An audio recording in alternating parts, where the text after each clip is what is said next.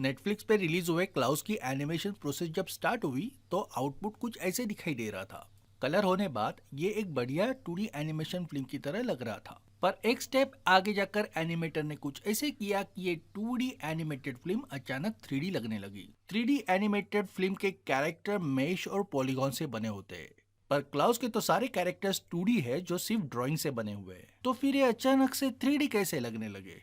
नमस्कार, मैं Amay Pednekar, founder and CEO of Hindi animation tutorials dot com. मैं एक इंडिपेंडेंट एनिमेटेड फिल्म मेकर हूँ और पिछले 20 साल से एनिमेशन इंडस्ट्री में एक्टिव हूँ। मेरे इस करियर के दौरान मुझे कई सारे फिल्म्स पे काम करने का सौभाग्य प्राप्त हुआ, जिसमें से कई प्रोजेक्ट 2D एनिमेटेड थे। अगर आप गूगल पे यूटीवी टून्स नाम से इमेज सर्च करते हो तो आपको यहाँ पे ये एक पिक्चर नजर आएगी। जी हाँ, ये मैं ही हूँ, यूटीवी टून्स का बेस्ट की फ्रेम एनिमेशन अवार्ड स्वीकारते हुए। सन 2003 से पहले इंडियन एनिमेशन फिल्म इंडस्ट्री में सिर्फ 2D प्रोजेक्ट ही बना करते थे और इसके लिए आपके पास एक खास हुनर होना जरूरी था, वो है ड्राइंग।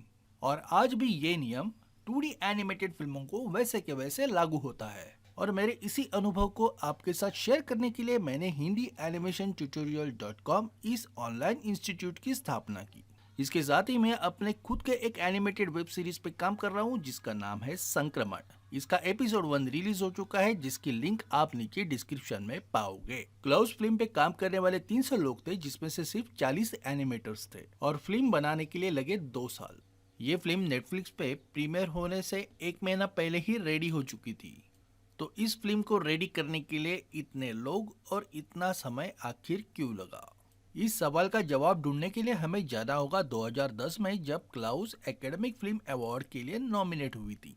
और इसका श्रेय जाता है इसके डायरेक्टर सर्जियो पैब्लस को। दरअसल ये कथा सांता क्लॉज की उत्पत्ति की है। एक बिल्कुल बुढ़ा उदास आदमी निराश होकर अपनी जिंदगी गुजर रहा होता है और अंत में यही बुढ़ा आदमी बच्चों में सांता क्लॉज के नाम से फेमस होता है। डायरेक्टर ने अपनी टीम के साथ मिलकर इसके एनिमेशन प्रोसेस में कुछ क्रूशियल पॉइंट्स ऐड कर दिए, जिसे ट्रेडिशनल 2D स्टाइल एनिमेशन को थोड़ा स्टाइलाइज करना।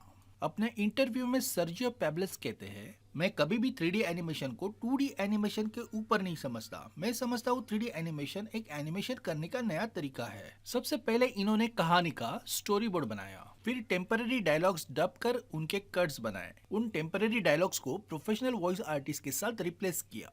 और यकीन मानिए दोस्तों, ये बहुत कारगर तरीका है जो मैं भी यूज करता हूँ। मेरा नाम वरुणा पिल्ले है। इस ग्रह पे एक भयानक संक्रमण फैल चुका है। मेरा नाम वरुणा पिल्ले है। इस ग्रह पे एक भयानक संक्रमण फैल चुका है। तो समझा आपको? यहाँ पे सिर्फ फर्क इतना है कि ये स्टोरी बोर्ड के साथ ऐसे कट्स बनाते हैं और हम 3D स्टेजिंग के साथ ऐसे कट बना रहे हैं।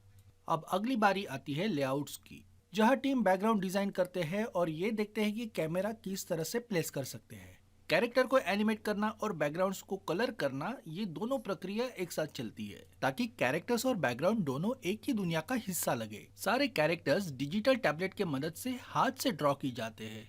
एनिमेटर रेफरेंस के लिए अपने शूट किए हुए वीडियोस का सहारा लेते हैं। शुरुआती ड्राइंग्स रफ होते हैं, जैसे आप यहाँ पे देख सकते हो, लेकिन उसके बाद क्लीन अप स्टेज होती है जहाँ पे आर्टिस्ट हर एक ड्राइंग को थिक और थीन लाइन में फिनिश करता है। उसके बाद कैरेक्टर को बेसिक फ्लैट कलर के साथ पेंट किया जाता है। यहाँ तक सब कुछ किसी टिपिकल 2D फिल्म की तरह लग रहा है, पर यहाँ पे एनिमेटर्स कैरेक्टर को एक ऐसी चीज से जीवन देते हैं जो सिर्फ 3D के लिए बनी है, वो है लाइट्स।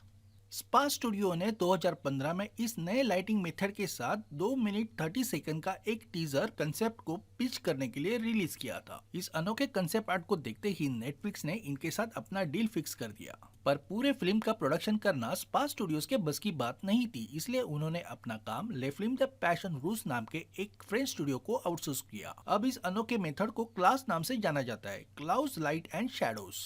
पैशन रूस कंपनी ने आर्टिस्ट को सुविधाजनक काम करने के लिए कुछ पावरफुल टूल्स की रचना की। इन टूल्स के मदद से आर्टिस्ट अब लाइटिंग के वेरियस कॉम्बिनेशन बना के सीधा ड्राइंग पे पेंट कर सकते थे, जैसे कि की light, ambient light, etcetera etcetera. 3D CGI पे तो हम ऑटोमेटिकली लाइट ऐड कर सकते हैं, परंतु ड्राइंग पे लाइट ऐड करना थोड़ा ट्रिकी हुआ करता है। डायरेक्टर सर्जियो पेब्लेस कहते हैं, लाइट को ड्रॉ करते वक्त कंप्यूटर के एआई सिस्टम को समझना पड़ता था कि ये लाइन उस लाइन को कोरस्पॉन्ड करती है, ये हाथ वही हाथ है जो वो हाथ है, तो ये सारी चीजें सॉफ्टवेयर कैरेक्टर की मूवमेंट ट्रैक करता था ताकि लाइट और शेडो भी उस तरीके से एडजस्ट होती रहे। भले ही कंप्यूटर प्रोग्राम अपने लेवल पे इन सारी चीजों को मैनेज करता था, पर सॉफ्टवेयर हमेशा सही नहीं होते, इसलिए आर्टिस्ट को यहाँ पे भी अपना हुनर दिखाना पड़ा। लाइट को ड्राइंग पे पेंट करना ये एक क्रिएटिव काम है। फॉर एग्जांपल इन आंखों की हाइलाइट्स देखो, जब हर एक ड्राइंग्स को इन डिटेल के साथ पेंट किया गया तो इस प्रोजेक्ट की सिर्फ खूबसूरती ही नहीं बल्कि स्टोरी टेलिंग एबिलिटी भी बहुत स्ट्रांगली दिखाई दी। फॉर एग्जाम्पल, जब जैस्पर अपने पेपर ड्रग डीलर को सौंप देता है तो ड्रग डीलर को शैडो में दिखाया गया है, और जब मूवी के एंड में इस चीज का पर्दाफाश होता है तो जेस्पर को लाइट में दिखाया गया है और उसके साथ काम करने वाले अन्य ड्रग डीलर शैडो में। इस शो के डायरेक्टर टीवी शोज और मूवी सीन्स के लाइटिंग से काफी प्रभावित थे और उनके ड्रामेटिक लुक्स उन्होंने अपने एनिमेटेड फिल्म में भी लाने की कोशिश की। पहले उन्होंने मोशन पिक्चर सीन्स के लाइटिंग को स्टडी किया और फिर उसे अपने 2D एनिमेटेड फिल्म पे अप्लाई किया। इस फिल्म के बैकग्राउंड्स को भी 3 डायमेंशनल तरीके से दिखाया गया है और इन कैरेक्टर्स को बैकग्राउंड के साथ मैच करने के लिए उन्होंने कलर की का उपयोग किया है। डायरेक्टर साहब कहते हैं, ये क्विक कलर किए हुए पैनल्स है जिसमें किसी भी प्रकार का डिटेल्स नहीं है, पर इनसे हमें लाइट डायरेक्शन के बारे में पता चलता है और ये भी समझ में आता है कि एक कैरेक्टर और बैकग्राउंड को कैसे इफेक्ट करेगा। फॉर एग्जांपल, इस कलर की में हम देख सकते हैं कि जेस्पर और अल्वा के पीछे वाली खिड़की से आने वाली सनलाइट इन पे असर डाल रही है, और इस कलर की में लाइट की प्रोग्रेशन समझ में आती है जब अल्वा जेस्पर की ओर बढ़ती है। 2D ड्राइंग से बने हुए बैकग्राउंड को 3D जैसा इफेक्ट देने के लिए एनिमेटर्स ने कई अनेक प्रकार के टेक्निक का प्रयोग किया, जिसमें से एक है मल्टीप्लेन्स, जिसमें लेयर के ऊपर लेयर लगाने से एक गहराई का एहसास होता है। इस प्रोजेक्ट के लिए टीम को 3160 सीनिक लेआउट्स क्रिएट करने पड़े। कैरेक्टर को बैकग्राउंड के साथ मर्ज करने बाद इन्होंने दूसरी एक स्टेप यहाँ पे ऐड कर दी, जिसके वजह से इनके कैरेक्टर्स और भी शानदार लगने लगे, और वो थी टेक्सचरिंग। इसके लिए टीम ने और एक टूल डेवलप किया जो लाइट और मोशन का उपयोग कर कैरेक्टर के स्पेसिफिक पार्ट पे कई प्रकार के इफेक्ट्स क्रिएट कर सके। डायरेक्टर साहब कहते हैं, अगर आप ठीक से देखोगे तो कैरेक्टर्स के कपड़े उनके स्किन से ज्यादा रफ दिखाई देते हैं। इसका मतलब इन्होंने कपड़ों को ऑयल पेंट या वाटर कलर के टेक्सचर टोन के साथ पेंट किया हुआ है, और इसलिए ये कैरेक्टर के स्किन के मुकाबले एक अलग टेक्सचर में दिखाई देते हैं। और यही वजह है कि इस फिल्म के कैरेक्टर्स 3D लग रहे हैं, अपने एनवायरनमेंट में अच्छे से घुल मिल रहे हैं और ट्रेडिशनल 2D कैरेक्टर्स से स्टाइल में अलग दिख रहे हैं। आगे डायरेक्टर साहब कहते हैं, जब फिल्म रिलीज हुई तो लोग इसे 3D एनिमेटेड फिल्म समझ बैठे, पर सारा कमाल उस लाइटिंग और टेक्सचरिंग इफेक्ट का है जो इस फिल्म को एक 3D एनिमेटेड फिल्म होने का भ्रम पैदा करता है। अब सबसे आखिर में होता है कंपोजिशन, जिसमें इफेक्ट्स और पार्टिकल इमेज के साथ कंपोज किए जाते हैं। इस फिल्म का मेजॉरिटी काम भले ही 2D में हुआ हो, परंतु एनिमेटर्स ने कुछ ऑब्जेक्ट और कैरेक्टर के लिए 3D मॉडल का उपयोग किया है और बहुत चतुराई से इन्हें अपने ड्राइंग के साथ कंबाइन किया हुआ है। इसका मतलब हम अपने 3D कैरेक्टर या ऑब्जेक्ट को 2D में बदल सकते हैं, और इस टेक्नोलॉजी को कहा जाता है टून शेडर। अब यहाँ पे आपके लिए खुशखबर है, अगर आप क्लाउड जैसे 2D एनिमेटेड फिल्म को बनाना चाहते हो पर आपका ड्राइंग अच्छा नहीं है, तो आपको निराश होने की जरूरत नहीं, क्योंकि आप अपने 3D एनिमेटेड फिल्म को 2D में कन्वर्ट कर सकते हो। और इसके लिए आपको जानना होगा टून शेडर के बारे में, जो माया में उपलब्ध है। हिंदी एनिमेशन tutorials.com के ऑनलाइन ट्यूटोरियल्स में इसके प्री रिकॉर्डेड लेक्चर्स ऐड किए हुए हैं। इन्हें आप रेंट पे ले सकते हो सिर्फ 150 रुपए में, और अगर आप इन्हें लाइफ टाइम खरीदना चाहते हो तो सिर्फ आपको पे करने हैं 200 रुपए, क्योंकि आप मेरे व्यूअर्स हो और मुझे पता है कि आपकी दिलचस्पी एनिमेशन में खास है। तो ये मेरा कर्तव्य बनता है कि मैं आपको एनिमेशन के मॉडर्न ट्रिक और टेक्निक से पूरी तरह से अपडेट रखूं। हमने हिंदी एनिमेशन tutorials.com का लोगो एनिमेट करने के लिए इस टून शेडर टेक्निक का उपयोग किया हुआ है। आप अभी स्क्रीन पे ये जो लाइन ड्राइंग में कैरेक्टर्स देख रहे हो, ये दरअसल 3D कैरेक्टर है जिसे 2D शैली में रेंडर किया हुआ है टून शेडर की मदद से। हिंदी एनिमेशन tutorials.com के ऑनलाइन ट्यूटोरियल सेक्शन में ये जो टून शेडर के प्री रिकॉर्डेड लेक्चर्स है, इन्हें आपने फॉलो किया तो आप इससे भी कई अच्छे कार्टून इफेक्ट्स आपके प्रोजेक्ट के लिए बना सकते हो। सिर्फ 150 रुपए में आप इस लेक्चर्स को रेंट पे ले सकते हो, और अगर आपको चाहिए तो फिर 200 रुपए में आप इसे परमानेंट खरीद भी सकते हो। अगर आपका मेरे साथ इसी तरह सहयोग रहा तो मैं आपके लिए कई अच्छे इंटरेस्टिंग ट्यूटोरियल और भी बना सकता हूँ जो बिल्कुल आपको इस एनिमेशन फील्ड के मॉडर्न टेक्निक से अप टू डेट रखेंगे। अब क्लाउड जैसे 2D एनिमेशन फिल्म पे जहाँ पर ज्यादातर क्वालिफाइड 2D आर्टिस्ट काम कर रहे हैं तो वहाँ पे ऐसी क्या वजह हुई कि डायरेक्टर साहब को यहाँ पे कुछ 3D ऑब्जेक्ट और कैरेक्टर को ऐड करना पड़ा।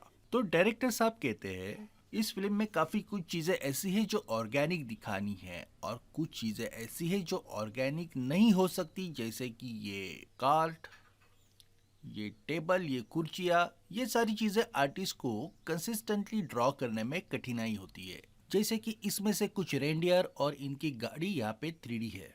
अगर रेंडियर कुछ ऐसे एक्शंस करते हैं जिन्हें 3D में एनिमेट करना मुश्किल है, तब हम इन्हें 2D में ड्राइंग के साथ एनिमेट करते हैं। कभी कभी तो सिचुएशन इतनी विचित्र बन जाती है कि एक ही शॉट में हमें सारे रेंडियर 2D में एनिमेट करने पड़ते हैं, लेकिन उसमें से एक 3D में। तो सब कुछ सीन पे निर्भर होता है। जैसे कि इस सीन में हमने 3D और 2D को इस तरीके से कंबाइन किया हुआ है कि देखने से आपको पता ही नहीं चलेगा कि कौन सी चीज 3D है और कौन सी 2D। जैसे कि और एक सीन में हमने इस प्लेट कवर को 2D में रेंडर किया हुआ है, पर एक्चुअली ये एक 3D ऑब्जेक्ट है। तो जैसे हमने इस प्रोजेक्ट में हमारे 2D कैरेक्टर्स को 3D लुक दिया, वैसे ही 3D ऑब्जेक्ट को 2D लुक दिया हुआ है। और ये सब पॉसिबल हुआ 3D एप्लीकेशन में दिए गए टूल शेडर के ऑप्शन के वजह से। इसलिए दोस्तों, हिंदी एनिमेशन tutorial.com के ऑनलाइन ट्यूटोरियल सेक्शन में जो टूल शेडर का वीडियो ट्यूटोरियल सीरीज है उसे आप देखना ना भूले।